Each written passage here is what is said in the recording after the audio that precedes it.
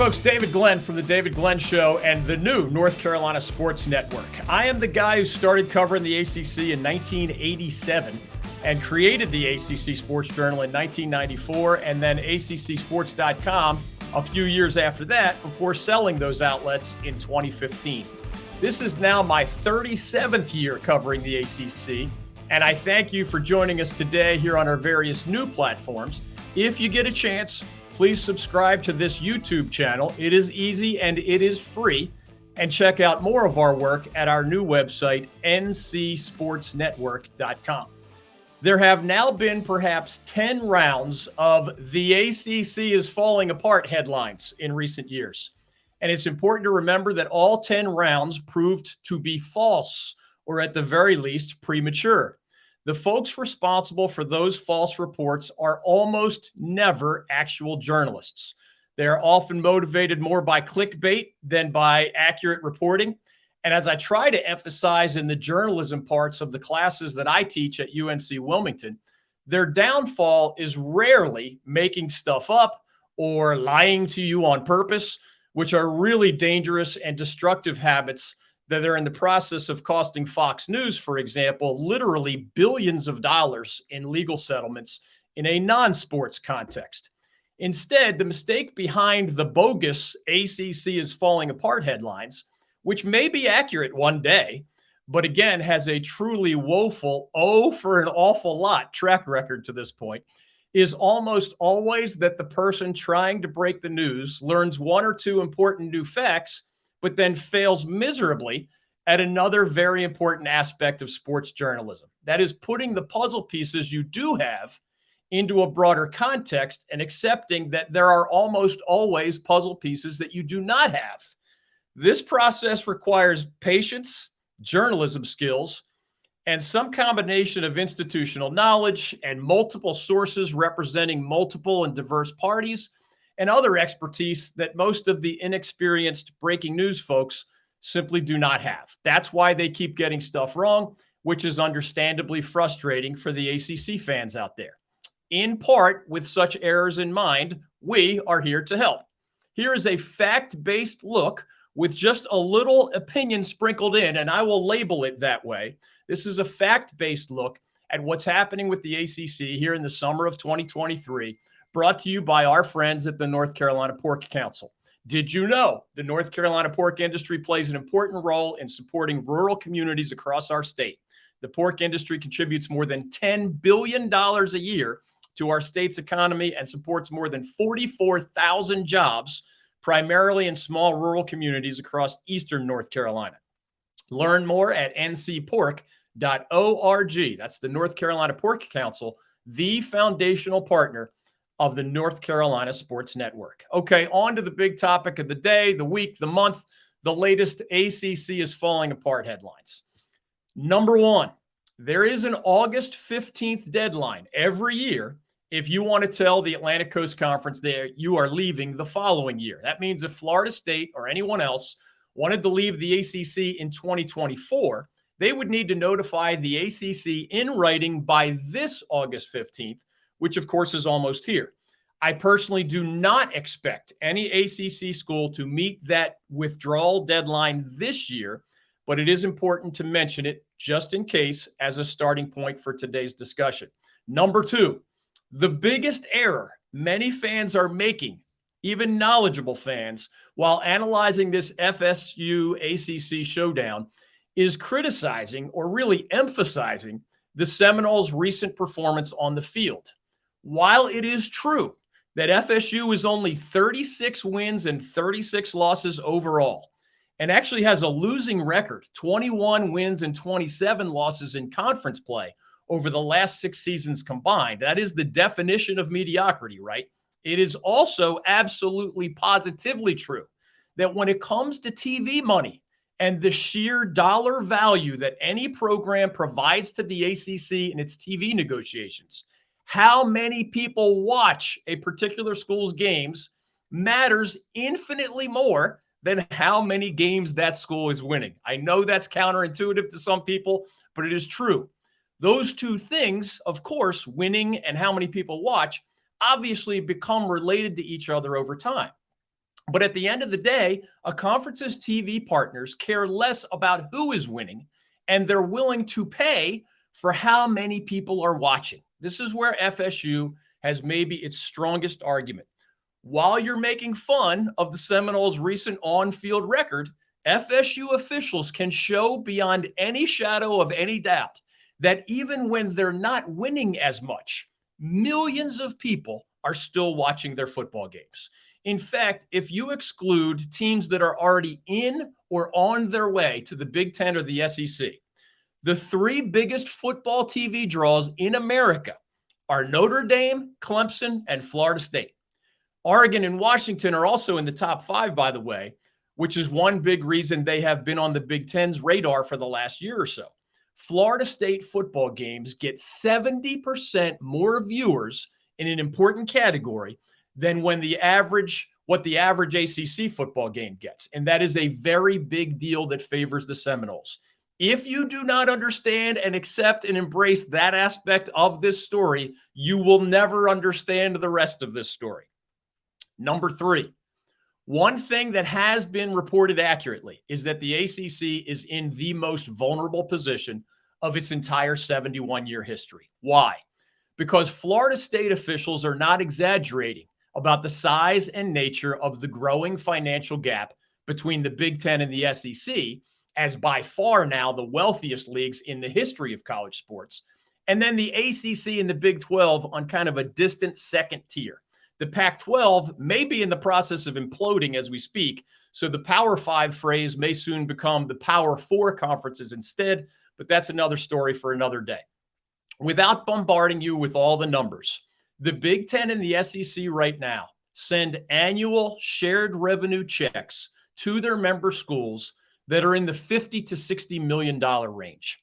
Those annual checks, sent by the ACC and the Big Ten right now, are in the $40 to $45 million range. So let's oversimplify it a bit and call it a $10 to $20 million annual gap right now.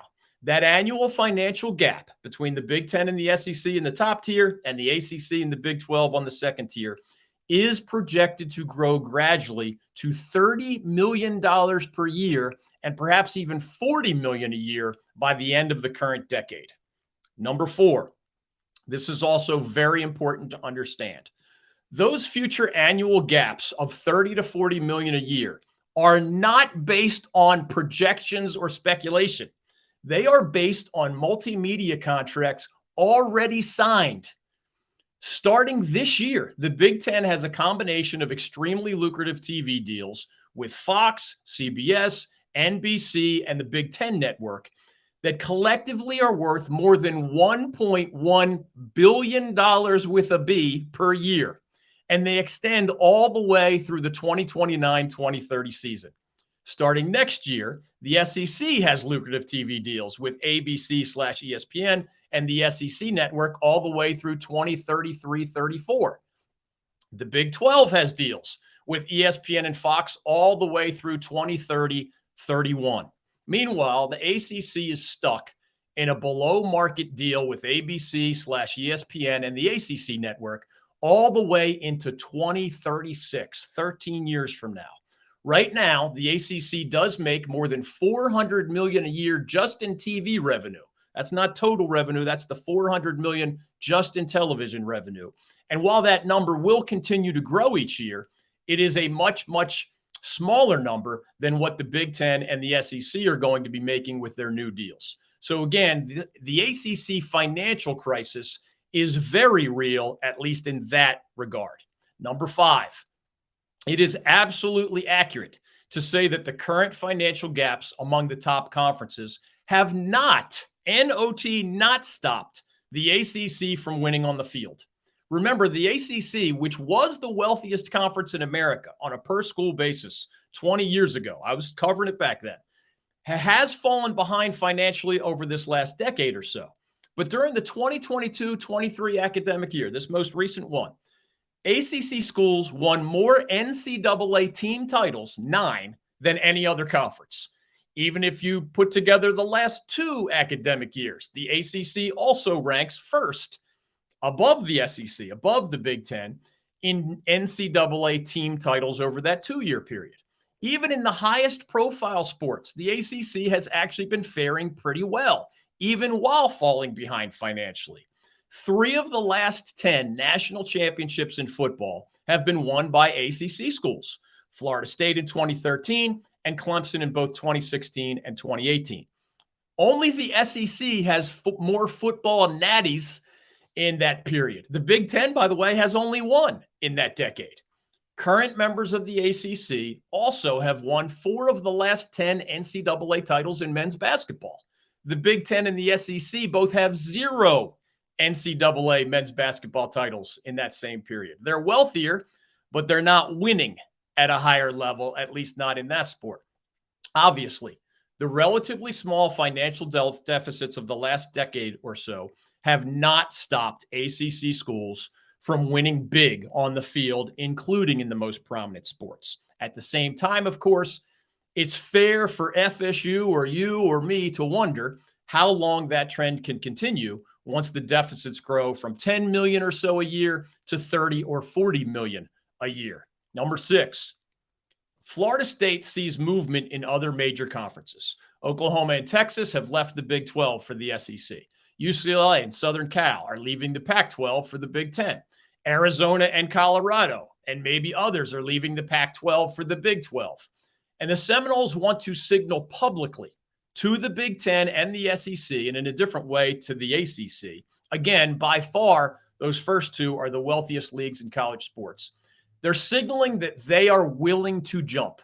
It may not sound like a big deal for fans, but remember that university presidents, the people who make these ultimate decisions in the Big 10 and the SEC, they have been absolutely adamant about wanting to avoid the appearance of being predatory, meaning going out of their way to aggressively attack and destroy another major conference.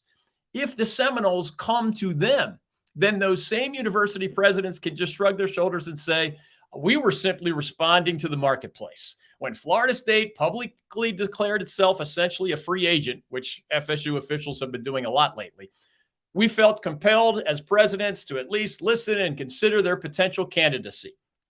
FSU officials also want to show their own fans that they're treating this financial matter with the same urgency that is clearly emanating from the Seminoles fan base.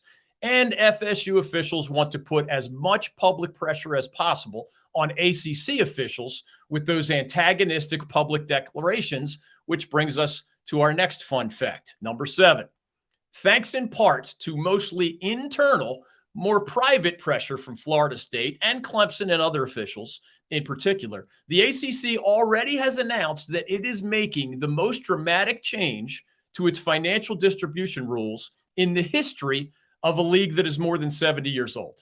While there have been some small variations over the years, the ACC has basically been what we call an equal shares league. That means that everyone gets essentially the same slice of the financial pie every year when it's time to send those annual shared revenue checks from the conference headquarters. Starting in 2024, next year, for the first time, the ACC is adopting at least some aspects of unequal revenue sharing at the requests of the Seminoles and the Tigers and others. In May of this year, the ACC publicly announced that its new revenue sharing policy means that individual schools will be rewarded for what they do in the football and men's basketball postseasons. That means that if your ACC school makes the college football playoff or a huge bowl game or advances in the NCAA basketball tournament, that school will get more than just a 1/14 or 1/15 share of that postseason revenue the way it was split in the past. With this new policy, the most successful schools believe they can increase their annual ACC payouts, at least in some years, by $6 to $10 million.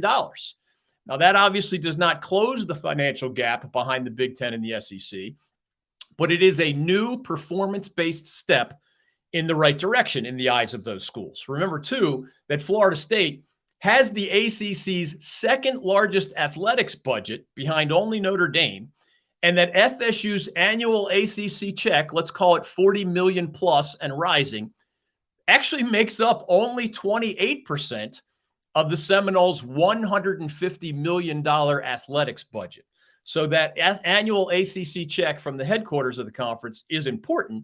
But again, it's only paying 28 to 30% of the Seminoles athletics bills every year, which puts this picture in one more context. Number 8, what Florida State, Clemson, and even Miami and others also want, but were denied in those same recent negotiations with their fellow ACC members, was another radical change to the league's longstanding revenue sharing model. Those schools also want those members who draw the most TV eyeballs to get larger shares than those who draw fewer TV eyeballs. In football, for example, Duke, Wake Forest, and Boston College draw average audiences in a certain category in football below 1.5 million viewers. Florida State and Clemson, on the other hand, have average audiences in that same category of more than 3 million viewers, so more than double the size of what those smaller audiences are for the Devils and the Deacons and the BC Eagles. For now, at least, the majority of ACC members have been unwilling to make that change to the revenue sharing model, and that has left FSU and Clemson and Miami to varying degrees very unhappy. Number 9, if an ACC school announced right now that it was planning to leave next summer, meaning 2024, that school would automatically lose one very large but manageable amount of money, and it would also put at severe risk a much larger amount of money, meaning hundreds of millions of dollars. So you might make tens of millions more per year in your new league, but it might be really expensive to the tune of hundreds of millions for that exit. It's a 2-part formula. Part 1 is simple. ACC bylaws have an exit fee that amounts to 3 times the league's operating budget. The ACC's current operating budget is, let's call it, roughly $40 million a year. That means the standard exit fee alone would be something around $120 million. That exit fee would inch up in future years, but let's say $120 million right now. Everyone agrees that this clause is ironclad, beyond a legal challenge. But a $120 million exit fee obviously would not scare any school if that school knows it can increase its annual check by 30 or 40 million a year in its new league. That is exactly the logic that led Maryland to leave decades worth of ACC membership behind for the much wealthier Big Ten right about a decade ago at this point. Part 2 of this exit phenomenon is way more complicated. Everyone has heard by now about the grant of rights, which is not something that Maryland had to worry about a decade ago. In fact, the ACC's grant of rights was created as a reaction to the Terrapins' departure, as a way to add stability to a league, the ACC, that desperately needed it at the time, and also as a way to convince ESPN, the TV partner, to move forward with the creation of the ACC network.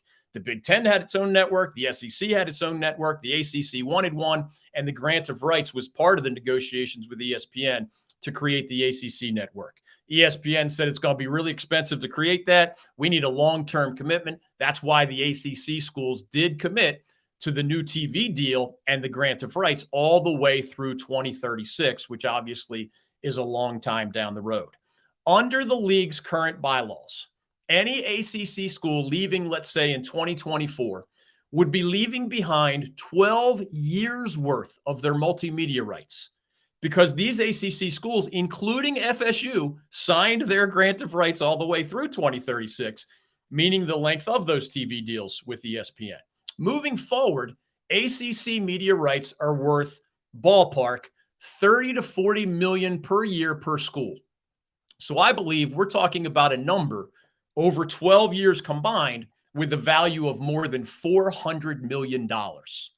When you add a standard $120 million exit fee, and then the loss of $400 million or so in media rights fees over the next 12 years, plus the reality, remember, that your new league, if you leave, cannot benefit financially from your home games unless, all the way through 2036, unless you somehow get out of this grant of rights. That is a conundrum that basically equates to a $500 million or $500 million question. Remember, why would your new league pay you a full portion of its shares revenue if you join and jump to them if that new league cannot financially benefit from your home games until 2036. Number 10, various forms of a grant of rights have been a part of college sports for a full decade now, including in the Big 12 and the ACC. Why do you think it took Texas and Oklahoma so long to leave? And no school has ever challenged a grant of rights in court, much less somehow escaped or even minimized the impact of a grant of rights. In my opinion, as an attorney here in North Carolina since 1994, and as someone who has practiced contract law specifically and has seen these actual documents, it is a sound legal contract. There are no obvious loopholes, and there's a big reason why nobody has challenged it to this point. At the same time, of course, that does not mean that Florida State, and it has plenty of attorneys trying to find these loopholes, or somebody else in the ACC won't decide to become the first to challenge a grant of rights in court. As many FSU officials have now said publicly, they are going to be falling behind in their eyes by an average of $30 million a year or more if they don't challenge the status quo in the ACC. So it's a different kind of penalty in their eyes if they just sit quietly in the coming years. So what's the bottom line? Well, that requires going beyond today's 10 fun facts and engaging in what I will label educated speculation. I candidly admit that I do not have a crystal ball here. Whereas it is a crystal clear story and situation that Florida State would leave the ACC as soon as possible if the right offer came along, it is not at all clear that the Seminoles will receive that offer anytime soon. Now, the Seminoles are, because of that football TV power, among the most appealing schools that are not already in or on their way to the Big Ten or the SEC. But remember this, the Big Ten just spent an entire year, 12 months, thoroughly vetting Oregon and Washington as expansion candidates. So the idea of an official offer to the Seminoles coming in a matter of days or weeks is just almost unthinkable and really laughable. Similarly, the SEC is focused on the incoming Oklahoma and Texas programs. And it is not entirely clear, by the way, whether Florida State and or Clemson would automatically, under the current circumstances with the grant of rights, automatically add more value to the SEC than they would be taking away as an additional mouth to feed. Why, for example, would ESPN agree to pay the SEC a new premium for the potential additions of Florida State and Clemson when ESPN already holds the rights to the Seminoles and the Tigers home games at a very discounted rate with the ACC all the way through 2036? And what incentive does ESPN have to destroy or even damage the ACC and its ACC network that it does a collaborative effort between ESPN and the Atlantic Coast Conference? What incentive does ESPN have to harm the second most important collegiate partner that it has, the Atlantic Coast Conference? The only more important partner it has in college sports is the SEC and the SEC network. Those are questions that don't have easy answers, and that those at FSU saying that something is about to happen, I think, are really minimizing to a degree that is unreasonable. The most likely scenario by far is that FSU, Clemson, the Big Ten, and the SEC spend the next year more thoroughly vetting their options, both with each other and with the ACC's pesky but solid through now grant of rights. Meanwhile, the Seminoles and the Tigers continue to pressure the ACC for additional changes to that revenue-sharing model. And the folks at the ACC headquarters, which currently is in the process of moving from Greensboro, North Carolina, where it's been for the entire 70-year history of the ACC, to Charlotte, which is a big business, even international business mecca, where the league hopes to expand its advertising and sponsorship relationships. Maybe that can be the new revenue streams, the source of the new revenue streams that allows the ACC to not close the gap, but take one more step toward minimizing that financial gap that right now, again, is significant, but the projections through the end of this decade and beyond are really, really scary to Florida State and Clemson, and in different ways, every other member of the league. By the time the ACC's annual exit deadline arrives on August 15th, 2024, meaning next summer, all parties involved likely will have at least a bit more clarity. In the meantime, while it is hard to imagine the current version of the ACC remaining intact all the way through 2036, it is also hard to see a quick and easy path to any of these schools departing anytime soon.